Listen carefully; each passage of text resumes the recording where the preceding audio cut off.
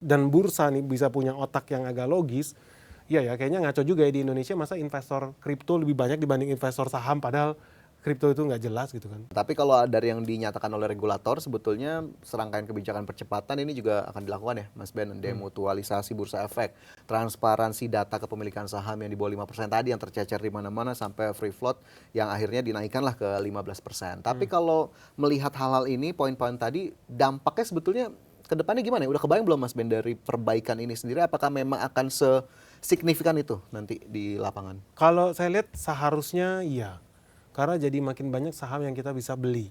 Itu satu. Yang kedua, kita udah bilang dari kemarin asing itu pengen banget masuk ke sini. Tapi dia juga nggak mau masuk di harga overprice. Perusahaan 400 tahun balik modal gitu kan, 200 tahun balik modal. VOC aja ngejajah nggak selama itu gitu. Tapi mereka pun juga pengen berlomba-lomba tapi di harga yang masuk akal.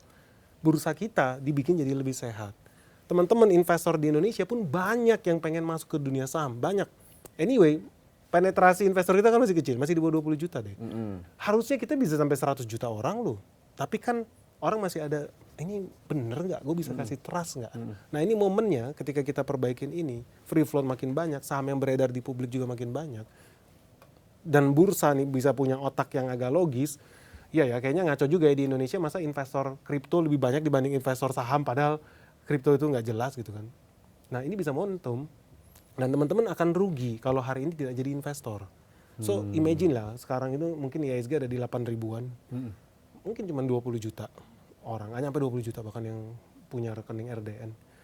Imagine kalau ada 100 juta, artinya 5 kali lipat, at least market cap IHSG pun akan bertambah jumlah investmentnya, jumlah uang yang berputar, dan 7.000 hari ini yang gue tadi bilang 10.000, wah gampang banget.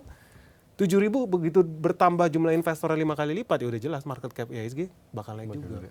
Nah momennya itu adalah ya momen ini, momen untuk kita cetak duit sebanyak-banyaknya, beli di harga diskon. Dan kita sangat happy dengan ini.